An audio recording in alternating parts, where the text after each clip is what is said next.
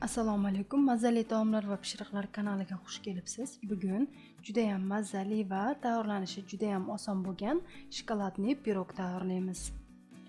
Birinchi 200 ml qaynoq sutimizga 60 g shakar va 3 osh qoshiq kakao solib, yaxshilab aralashtirib, stol ustida 5 minut qoldiramiz. Bu orada shakari bilan kakao yaxshilab aralashib turadi.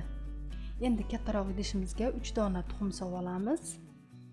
120 g shakar solamiz va mikser yordamida yaxshilab aralashtiramiz ko'pirib chiqqunicha. Massamizni ko'pirtirib aralashtirib olganimizdan so'ng 100 ml o'simlik yog'ini qo'yib, yana aralashtirib olamiz.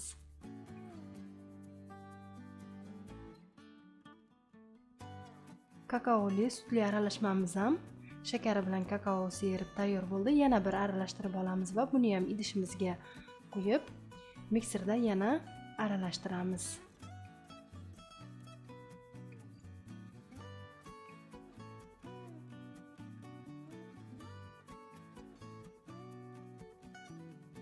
Endi elagimizga 220 g unimizni ozginasini solamiz.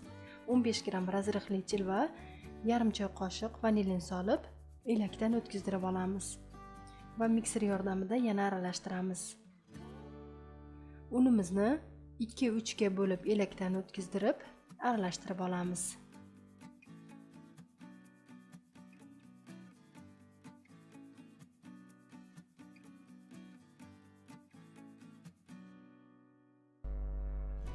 Mana endi tayyor bo'lgan xamirimizga xohishga ko'ra 170 g qulpinoy solamiz yoki o'zingizlar xohlagan boshqacha mevalardan foydalanishingiz mumkin. Endi 50 g maydalangan yeryong'oq solamiz va buni ham yaxshilab aralashtirib olamiz.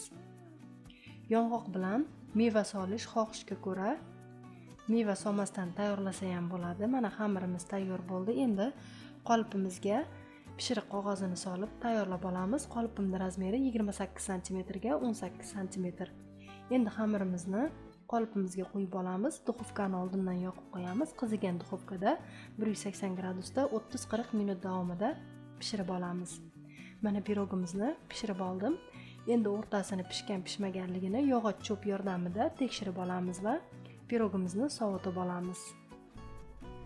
Sovigan pirogimizni qolipidan ehtiyotkorlik bilan ajratib olamiz. Juda ham yumshoq bo'ladi, sinib ketishi mumkin. Ehtiyotkorlik bilan qog'ozini ham ajratib olamiz.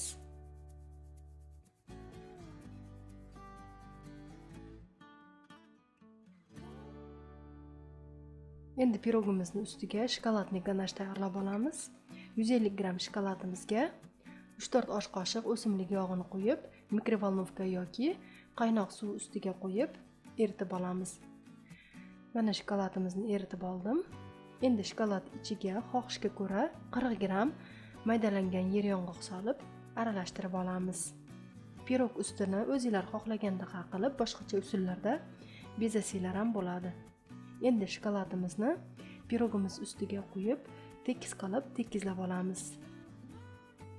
Chetiga ham shokoladimizdan qo'yib tayyorlab olamiz. Pirogimiz tayyor bo'lgandan so'ng pirogni 30 minut davomida shokoladda qotgunicha xolodilnikka solib qo'yamiz. Pirogimizni mana shokoladlari qotib tayyor bo'ldi.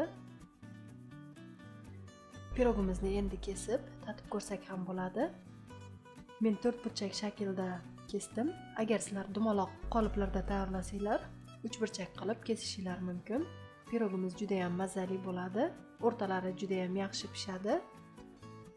Albatta tayyorlab ko'rishingizni tavsiya qilaman. Ta'mi juda ham mazali bo'ladi. Mazali taomlar va pishiriqlar kanalini kuzatishda davom eting. Kelgusi videolarimgacha ko'rishguncha